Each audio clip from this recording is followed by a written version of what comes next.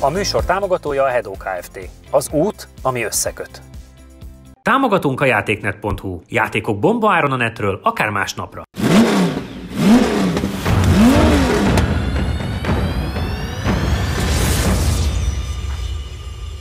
Sziasztok, üdv mindenkinek! Hogyha azt gondolnátok, hogy ma csak egy autó van, mert az egyik nem látszik, az csak optikai csalódás, csak nagyon alacsony a versenyautó. Nyilván az lesz majd a második, egy Formula Renault. Viszont egy Toyota Corollával fogunk kezdeni, ami nekem nagyon közel a szívemhez, hiszen ebből volt VRC, méghozzá nagyon sikeres VRC. Ezzel tértek ugye vissza akkor. Sisakkal eljátszuk?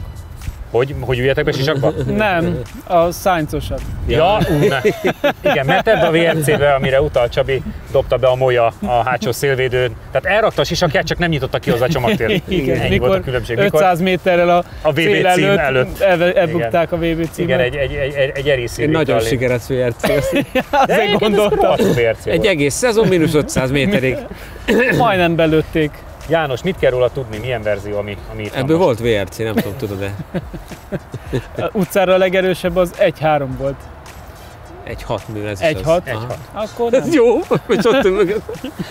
Mivel ez is az? Igen. Akkor ez volt a legerősebb. Ez, hát 1.3 meg 1.6 volt belőle. Jó, ugye. bocs. És ugye ebből ami különlegesség az, hogy ez volt belőle G6, ugye ami azt jelenti, hogy egy 6 fokozatú váltó, ez meg egy G6R, ami egy nagyon ritka széria.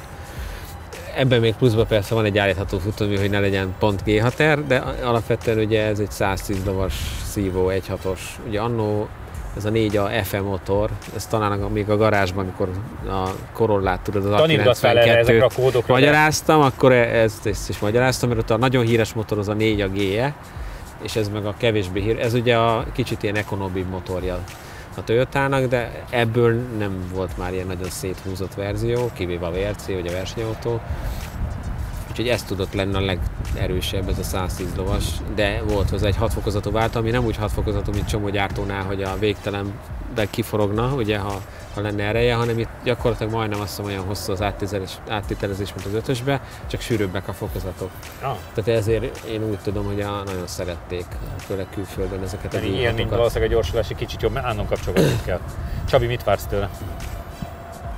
Hát 1.6 szívó kupához visszakanyarodhatunk. Meg 2000 előtthöz. Igen. 2000 előtthöz. Akkor tájt ez egy nagyon menő autó volt, úgyhogy főleg ha a futóműve tényleg valami sportgátlók vannak benne minden, akkor reméljük még jó állapotban is van, akkor azért egy egész acélos kis... Azt mondta a srác is, hogy üssük, vágjuk nyugodtan, ő is szokta. Mondom, ilyeneket nem mondjál. Az elmúlt hetekben ezt nagyon sokan mondták. Nem mindig jön be. Nem mindig jön be. Nem. Eddig már féltengely bánta, úgyhogy... Igen, de hát jó, előfordul. Játszatok. Szerintem ez nem fogja elcsavarni. És már nyertem is. Na, rendesen, ne rosszakodjál. Nem játszok veled. Ja. Na. Nem nyertél. Nem nyertél. Úgyhogy mehetsz. Igen. Rovernál is bejött. Igen. Behetsz, mert akkor nekem már nem kell. Akkor már látom, hogy túlélje, vagy mi lesz vele.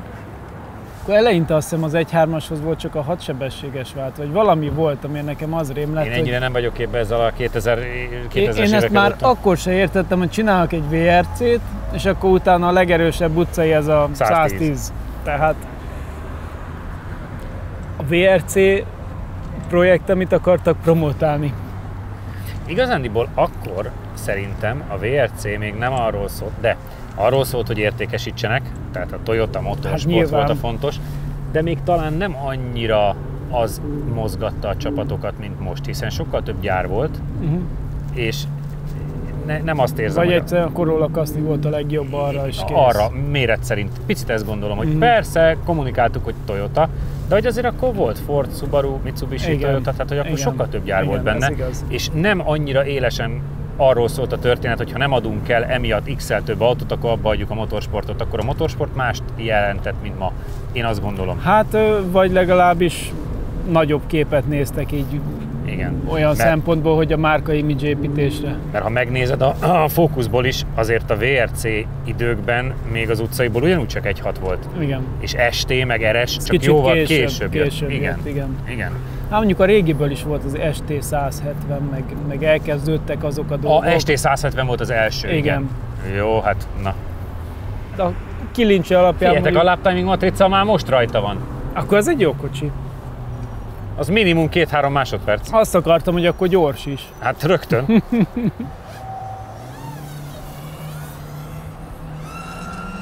Júj. Zsolti elég furcsa éveket repül. Igen. Hogy nem zuhan le egy ilyen mozdulat után, ezt nem értem. Figyelj, nem szaggatja szét az erőd, de a kanyarokba egyébként meg egész lendületesen ment át az első 3 kanyaron.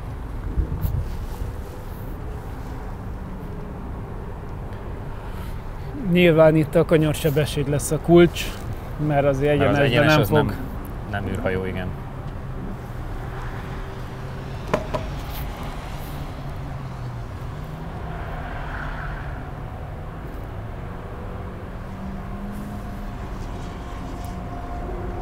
Nem jön ez rosszul. Nem. Kanyar közepétől kigyorsít. És nem dölöngél egy centit. Nem, bizony. Azt észrevetted? Igen, azért a futómű az nem rossz alatta. Igen.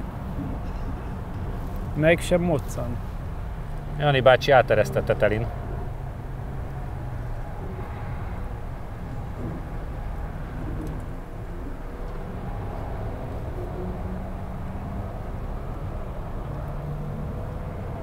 Igen, azért az egyenes az a nehéz neki. Ott igen, a levegőfalat nehezen tolja. Maga előtt.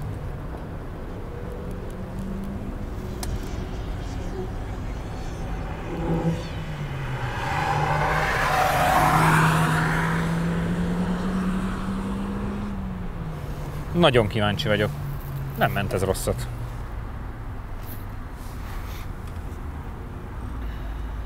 Időmérés első kör 53,694 ezred. 53,694-es. A teljes idő 1 perc 41,133 ezred. 1 perc 41,133-as. Yaris T-Sport, ami ugye 100 lóerő fölött van, annál gyorsabb 7 tizeddel, és a 2.0-as MR2 az a régebbi, annál meg lassabb 7-tel, igen. Kb. Ott van, ahol kéne igazándiból, úgyhogy nehéz rá mit mondani. Igen. Abszolútba pedig Focus 1.6 turbo előtt. Igen, de az egy elég régi. De például a Clio GT 1.2 turbo, régi Astra GSI. Akkor ez egy elég jó, mert azért az Astra GSI 150 lóerő volt. A Toyoták között néztük, hogy a Yaris T-Sport előtt van 7 tizeddel, és a régebbi MR2, nem, de igen, a régebbi MR2 mögött van 7 tizeddel. Az egyáltalán nem rossz. Abszolút. Hát ettől a lóerőtől. 100 lovas autó. Nagyon, azt néztük a futóművét, és Csabi említette, hogy szinte alig dől. Tehát, hogy nagyon adja a futómű. Jó, szerintem ehhez a futómű egy kicsit jobban tapadó gumi is tök jó lenne. Ez a kicsit keveseltem néha, főleg kanyarbejáraton, ugye, hogy elcsúszkál az orra.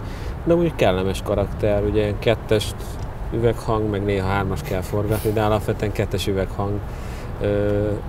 Igen, nem olyan, mint a nem túl rég AE92-ben próbált 1.6-os, hogy szépen fenn dolgozik, hanem olyan kicsit semmi tompa ez a motor. De biztos jól fogyaszt cserébe. Csabi, nézzük meg. Nézzem a fogyasztást? Vagy igen, mindenféleképpen Eco-ba menjél vele. Kellemes kis autó. Fiesta EcoBoost van előtte 1 tizeddel, 101 lovas. Corsa GS Line, Corsa 1.4 Turbo, és mögötte Clio GT, a Renault 11 Turbo, Astra GSI. Szerintem ott van a helyén nagyjából, ahova ezt elképzelhetjük.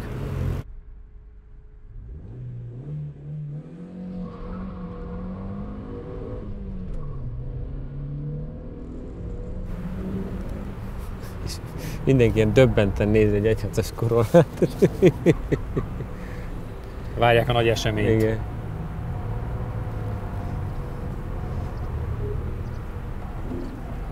Nem megy ám rosszul a kanyarokba, azt néztük. Nem, kifejezetten jó. Az egyenes zavarja nyilván tolja. A kanyar bejáraton furcsa, hogy megtolja az órát egy picit, mert ha azt tudná, szerintem befordulna akkor is, ha... Aha. Nem, azért a futómű nagyon sokat segített rajta.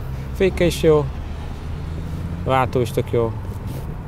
No, az pont, hogy a 2-est el kell váltani, mielőtt bemész a célba. Tehát, hogy ezt már nem bírja ki. Meg azt néztem, hogy kanyar közepétől majdnem ki tudsz gyorsítani. Igen, de az csak egy finom gázzal, mert amúgy meg csak kapar alatta.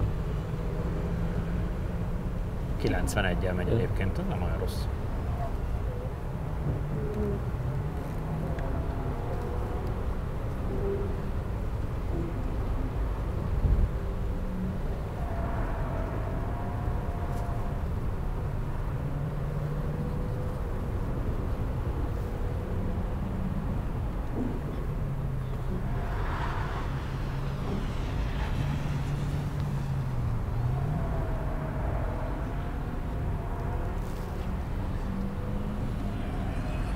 Az igen. De adta nagyon! Meg nem libbent, állt a gázon. Ő is elvált.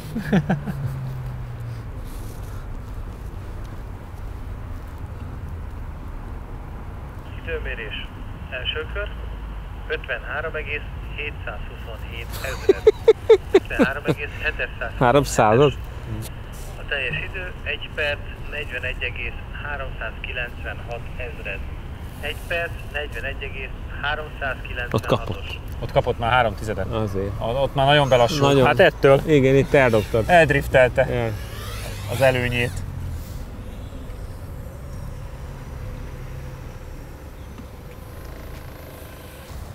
Három századot kaptál Nagyon az első komolyan körön, kikaptál. viszont utána a drifteléssel elvesztetted ezt a közelítést. A végén kikaptál 2 körül 3 tizeddel, de ez nagyon adta. Ja, hát gondoltam, valami legyen már. Szóval... Nem, hát figyelj, nehezen nyeri a sebességet, úgyhogy nem volt szívem megfékezni. Bedobjuk majd. Bedobtad. Bedobtuk. És mit dobott ki a gép? Figyelj, én azt néztem, hogy gyönyörű a mozdulat, állsz a gázon, meg lesz ez. Meg, hát persze, ez nem volt. Bocsánat, nem nagy képűség, de itt nem volt azért az olyan nagy kérdés, mert legrosszabb esetben oldalcsúszó megáll az aszfalton, tehát hogy azért nincs nagy tempó.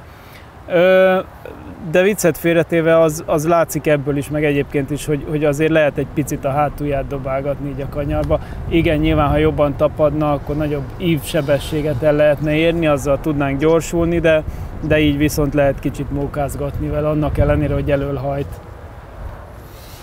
Tök jó. Akkor ugorjunk át, és hívjunk egy vendéget, és nézzük meg, mit tud a Forma Renault. Támogatunk a játéknet.hu. Játékok bombaáron a netről, akár másnapra.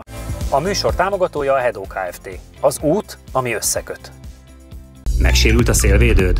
Az Xon Kft. Nálad a helyszínen megjavítja. Támogatónk a Data Expert. Adatokat csak tiszta forrásból. Látogatószámlálás, 95% feletti pontosság, nagyvállalati referenciák az Xperion-tól.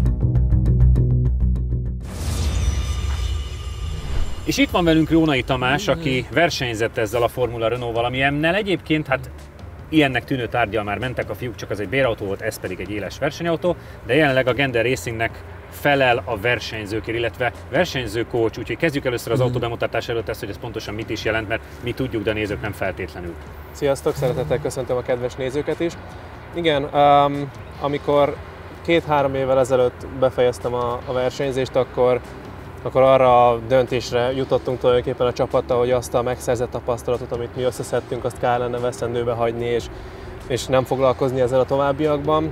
Jelenleg Magyarországon abban a szerencsés helyzetben vagyunk, hogy rengeteg tehetséges fiatal van, akik szerencsére össze is tudják rakni azt az anyagi hátteret, amivel fel tudnak lépni a formautózás világába, és a Gender Racing Teamnél nekünk célunk az, hogy ezeket a srácokat minél magasabb szintre tudjuk eljuttatni, és úgy érzem, hogy ehhez én is hozzá tudok tenni egy picit azzal a tapasztalattal, amit az évek során megszereztünk.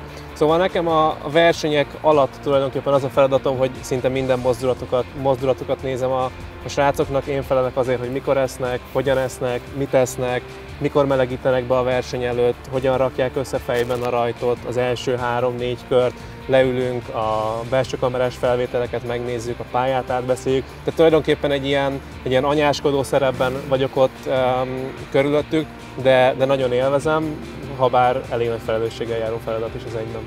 Mondtad, hogy nagyon sok olyan tehetség van, akik fiatalok és képesek fellépni. Ezek többségében go-kartból érkeznek, vagy honnan? Abszolút. Jelenleg nagyon erős utánpótlásbázis van a go-kartban.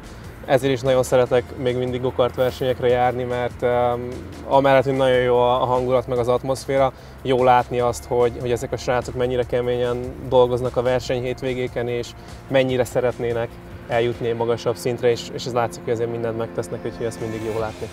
Térjünk rá élesen a versenyautóra, hiszen ez egy eléggé top kategóriás versenyautó maga nevében. Kicsit mutasd be a nézőknek, hogy egy elképzelést kapjunk róla, hogy mit tud, milyen erőhatások vannak benne, és mennyire félelmetes egy ilyet vezetni 1 centire a talajtól. Ez egy Formula Renault 2.0-ás versenyautó. Ezt nagyon-nagyon sokáig használták a Formula Renault Európa bajnokságban, ez a VSR-nek volt egy betétfutalma, amikor ez a bajnokság még működött. Alapvetően egy 2000-es motor van benne, 2000 köbcentis a Renault Clio-nak a motorja van benne, az van egy picit átalakítva, 7 sebességes szekvenciális váltóval rendelkezik az autó, és talán ez az első olyan lépcső a formula autók világában, ahol már a leszorító erő is szerepet kap. Úgyhogy egy picit közelebbről megnézitek az autót, akkor látjátok, hogy az első szárnyak is mennyire szépen ki vannak dolgozva, illetve a diffúzor is alatta nagyon szépen dolgozik. Tehát itt azért a versenyzőnek már figyelnie kell arra is, hogy ne csak az autót tudja kezelni, hanem tényleg a leszorító erővel is tudjon játszani, és elhiggye azt, hogy az autó befordul abban az adott kanyarban. Összességében 210 lóerős, és ugye itt a lóerős súly arány az, ami meghökkentő tud lenni, és a gyorsulás, ami ehhez az autóhoz jár. Ez nagyjából pilótával együtt egy olyan 550 kg körül van, és a gyorsulása 0-ról 100-ra nagyjából olyan 3 másodperc alatt van. Ha az ideálisak a tapadási viszonyok, akkor olyan 2,7-2,8 másodpercet is el lehet érni, és a 200 km/h-ig sem vacillásokat, 6 másodperc körül.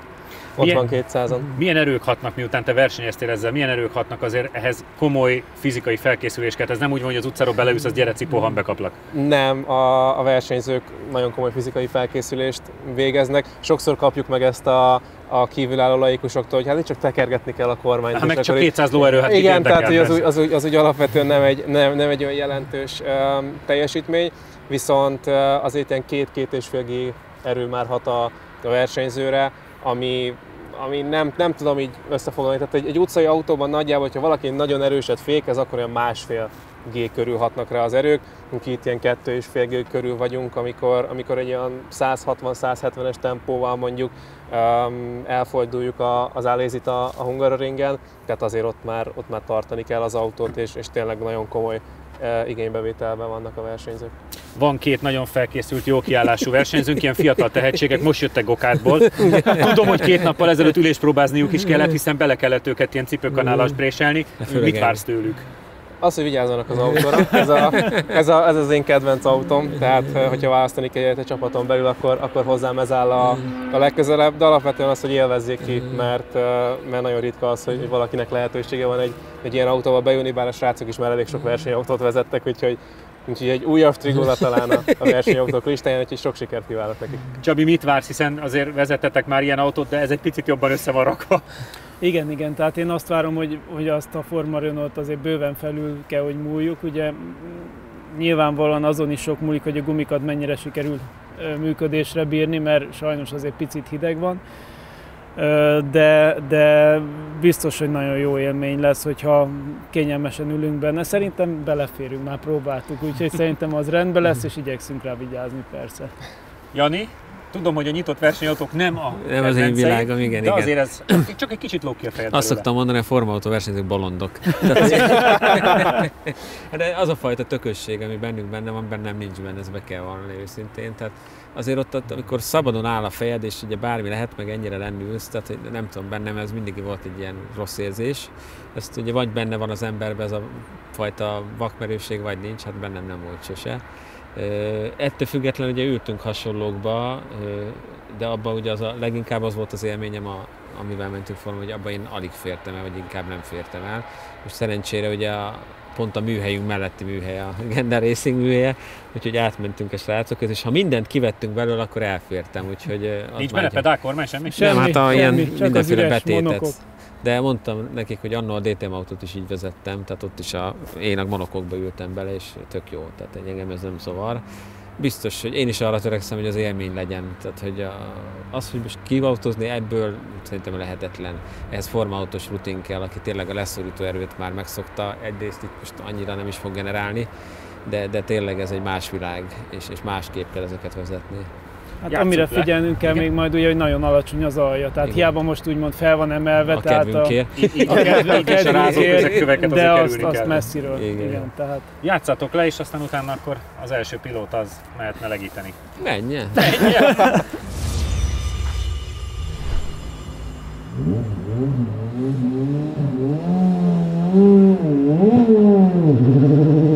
Tök jó. És viszonylag le is tapadt neki. Igen. Szerintem a túl nagy gumihőmérsékletről nem beszélhetünk valószínűleg. Nem.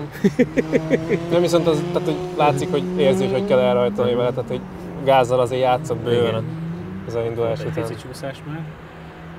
Alapvetően egyébként nehéz volt nektek rajtolni vele? Nem, csak rá kell érezni. Tehát egy módja van annak, hogy hogyan tudsz vele elrajtolni, máshogy nem. Nincs. Viszont ha azt megtanultad, akkor jó vagy. Igen, utána viszont teljesen jó. A Forma 4-esekkel szenvedtünk sokat a rajta évelején.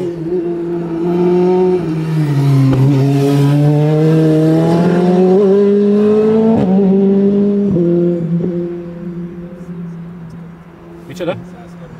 Ja, igen. 105-ökkel szoktak átmenni az utcai autók. Mérési ponton, igen. Igen, ez a fajta formaautó egy ilyen nagyon 750-800 lóerős utcai autónak felel meg. Igen.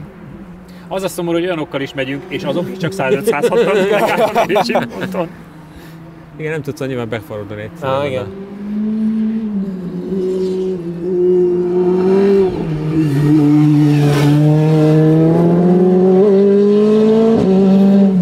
Öltözhetsz is, ami szerintem nyugodtan. A vetkőzhetszre gondolod? A vetkőzhetsz. Beférjek. Mi meg meghallgatjuk, hogy... Első kör 42,531 ezred. 42,531-es. A teljes idő 1 perc 19,393 ezred. 1 perc 19,393. Két körön már no limit. Igen. Két körön nincs ellenfél. Egy körön pedig a go-kart az egyedül, ami jobb nála, de ugye már a Formula Studentnél is jobb, úgyhogy hát gyakorlatilag autómon abszolút első, tehát nem kérdés. 42.500.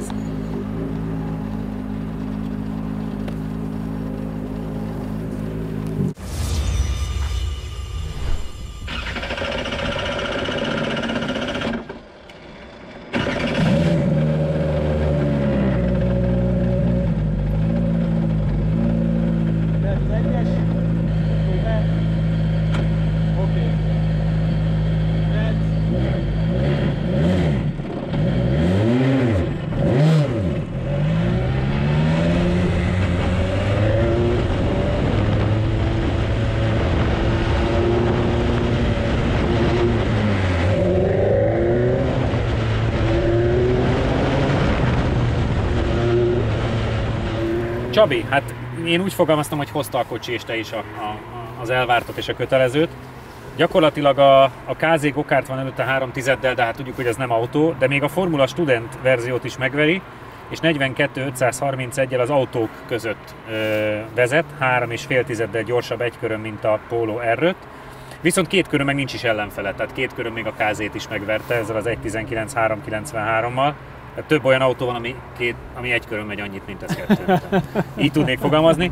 És hát azért én nem tudom, hogy amikor ezt a műsort elkezdtük, akkor valaha gondoltuk volna, hogy 42.500-nál fogtok valamivel is tartani, nem. Amikor még ilyen 46-okért küzdöttünk. Hát sőt, ugye az volt a mondás, hogy 50 alatt van a sportautó, meg a jó, igen. Most lassan a 40-et kezdjük el közelíteni. Figyelj, mindezt úgy, hogy azért ez egy erősen ilyen tisztelgős kör, szóval azért ebből ki lehetne ennél sokkal komolyabbat hozni, hogyha valaki kicsit gátlástalanabb, meg még jobban kiautózza, de hát ugye ez azért több autóra is elmondható. Óriási élmény, tehát én nagyon-nagyon megértem azokat a fiatalokat, akik megvesznek ezért, mert iszonyat nagy adrenalin flash az egész. Egyedül menni is, tehát annyira közvetlen a visszajelzése, tehát nem véletlen, hogy a go-kart utáni logikus lépcső, mert nagyon kicsi a tömege. Tehát egy túrautóhoz képest sokkal könnyebb, ebből adódóan minden sokkal közvetlenebbül reagál mindenre, és sokkal gyorsabban történik minden. Amit szokni kell ugye egy formautónál, hogy amíg egy hagyományos túrautó ugye úgymond 3D-ben mozog, ez is persze csak sokkal kisebb mértékben bólint. Tehát ugye a fékezésnél, gázadásnál nincsen benne az a terhelésváltás, nyilván a súlypontja alacsonyabb, meg a sokkal kisebb a tömege, ebből is adódik, de lényeg az, hogy azt nem érezni annyira, ebből adódóan még nehezebb megérezni, hogy a különböző kerekeket hogy terhelheted, a súlypont áthelyezése, de mindegy, lényeg az, hogy nagyon nagy élmény, és kicsit nagyon jó volt így csúszkálni, meg gurulni vele, úgyhogy tök jó. Engem feldob az, hogy látod a forgó kerekeket, meg minden, úgyhogy nekem kifejezetten tetszett, és ha valamivel, akkor egy ilyennel meg lehet tanulni vezetni, azt hiszem. Nyilván a kamerák, vagy a tévéképernyők, vagy a YouTube előtt ülő nézők közül nagyon kevésnek volt esélye, még nekem se, ilyen autót kipróbálni. Azt magyarázzátok meg, hogy tud egy 210 lóerős technika ennyire gyors lenni, mert persze mindenki érti, mi az, hogy súly-lóerő arány, de hogy azért ennek van egy óriás fizikája, hogy mehetünk itt 800 lóerővel, mehetünk R5-tel, VRC-vel, bármivel, és fél gázon is gyorsabbak vagytok egy ilyen autóval.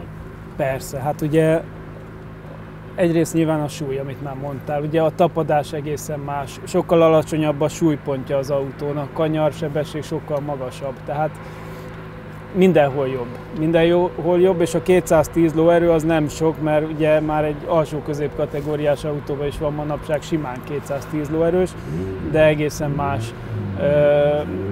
Ebben az autóban az a 210 lóerő, és pont ezért óriási élmény, és nem maga a lóerő, hanem ahogy azt leadja, meg ahogy az autó mozog, az az, ami nagyon nagy különbség. Akkor nézzük, mit csinál Szemcsi. Kicsit beletorpant a rajzba, mert egyébként egyetlen egy dolog, hogy annó, amíg a Renault-nak volt ilyen Filit programja, ahol lehetett egy nap alatt újságíróknak, vendégeknek, stb. Egy napon belül lehetett vezetni Forma Renault-t, meg aztán Forma 1-est is, mármint ilyen korábbi Forma 1-est. Ott én vezethettem ilyet a Hungaroringgel, és mentem vele 3x5 kört.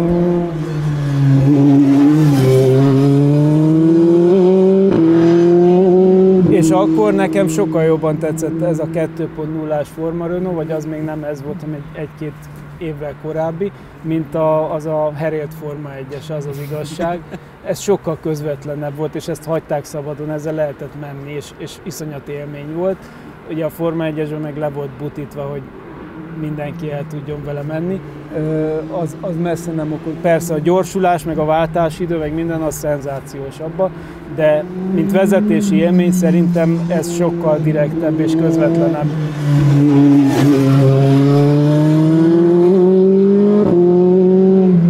A pozitív hír, hogy mindannyian túléltük.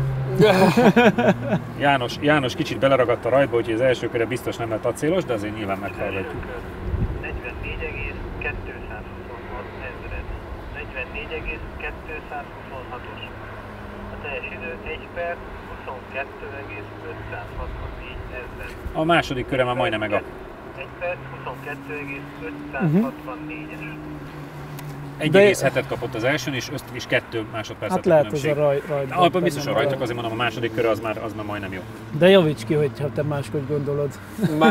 Nem, abszolút teljes mértékben egyetértek, hogy itt a rajtból rengeteg minden eldől.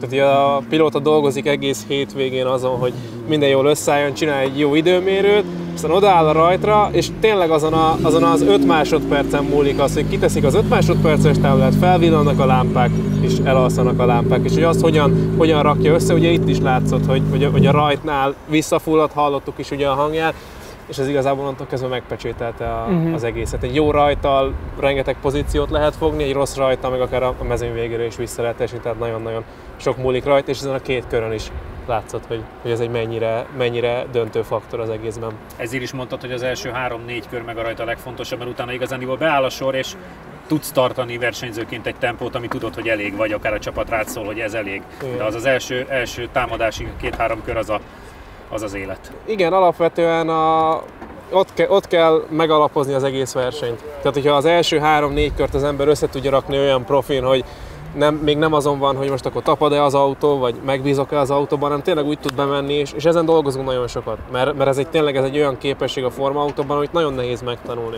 Mert alapvetően az első 2-3 kör az mindig olyan, hogy nagyon óvatosan megyünk, nagyon vigyázunk a másikra. Nyilván ez megvan akkor is, amikor ott vagyunk élesben, viszont rengeteg előnyt lehet kiautózni azzal, hogyha valaki ki tudja használni ezeket a pici tapintatosságokat a verseny első 2-3 körében. János, hát a rajtban hagyott másodperceid, azok nyilván az első körben sokat számítottak, viszont a második köröd már csak 2,5 volt lassabb, mint a Csabi, tehát látszik, hogy ott már nem volt baj, nyilván a torpanás az meg volt a rajtban. Igen. Milyen az élmény? Nagyon nagy élmény, tehát az nagyon köszönöm, tényleg.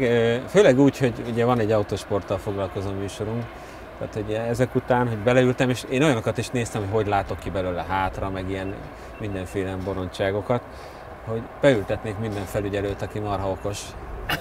És utána mondja meg, hogy hogy kellett volna látni, vagy csinálni egy versenyzőnek. Tehát annyira lent ülsz, úgyhogy teljesen más látószög az egész. Tehát szerintem egy csomószor, amikor ilyen karambolok vannak, lehet, hogy srácok nem is látták egymást. Ez csak egy ilyen plusz info. Amúgy meg hát iszonyat közvetlen, én amúgy mondtam a srácoknak, hogy szarul mentem vele, mert hát sokkal jobban kéne ezzel menni, azt tudom én is. Ugye én ehhez egy kicsit még kevés vagyok, mert agyba is át kéne állni, hogy tényleg ezzel a formautózástól világéletemet tartottam. Plusz kitöltöttem teljesen a rendelkezésre álló helyet, úgyhogy tényleg kormányoztam, itt van valami kis kompjúterszerű, és annak a kábelét mindig így lögdöstem, és néztem lefele, még nem húztam ki, úgyhogy, de tényleg nagyon jó, és ez egy nagy gokart, viszont ugye sokkal gyorsabb már most is, és ugye ha minden meleg lenne benne, meg jó vezeti valaki, akkor biztos, hogy még inkább. Tehát ez egy akkora adrenalin fröccs lehet ezzel jól menni, hogy megértem, aki megy, csak biztos, hogy bolond. Nem változott az információ. Tamás, nagyon szépen köszönjük az infókat, és az egész Gender Racing Teamnek, hogy ide hoztátok ezt a top technikát. És hát azért azt még te nem tudsz róla, de azt jelentsük ki, hogy a legjobb idő természetesen 42-31-jel. Csabi ideje azért az 3/10-del gyorsabb, mint a póló, és 2 körön pedig már a KZ Gokártot is megveri, úgyhogy gondolom Migler Atti most egy kicsit már melegíti is, és hozza újra valamelyik új gokártyát. Úgyhogy még egyszer köszönjük a kocsit nektek, gratulálok nektek, köszönjük, hogy itt voltatok velünk, és keresetek bennünket Instán, Facebookon és YouTube-on, jövő héten találkozunk, sziasztok! Na, végre egy régóta nem látott egyforma ívek. Mennyi a gyorsulásunk? Mennyivel tovább húzatom egyesbe, figyelj? Igen, kemény vagy. Igen, Csabi gyorsabban leváltja. Ugyanúgy megy. 73, nem rossz. 73-ig, aztán itt egy kanyarba én sokkal magasabban megtartom a sebességet. Igen. Itt érdekes az utolsó. Ott belehullámzik egyet a Csabi. Igen. Te egészen szépen tolod, és igen. Mennyire sikerült túl féktámaszni? Hát azért nem volt egy nagyon erős autó. Nem, ez a 99 az... Nem számít. De a 16 az ugyanannyi, mint mondjuk a múlt héten volt a BMW, tehát hogy azért az nem rossz. Itt is megint egy kicsit határozottabban fékezek.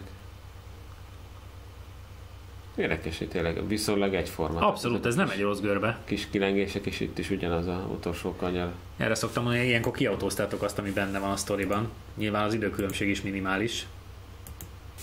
Na, hát itt azért már mindjárt lett baj. Igen. A Csabi tovább tartotta, viszont így sokkal jobban belassulni, ugye? Igen. Te meg ilyen szép óvatosan engedett be. Utána érdekes módon, igen, egy helyen mégis túl lassuló.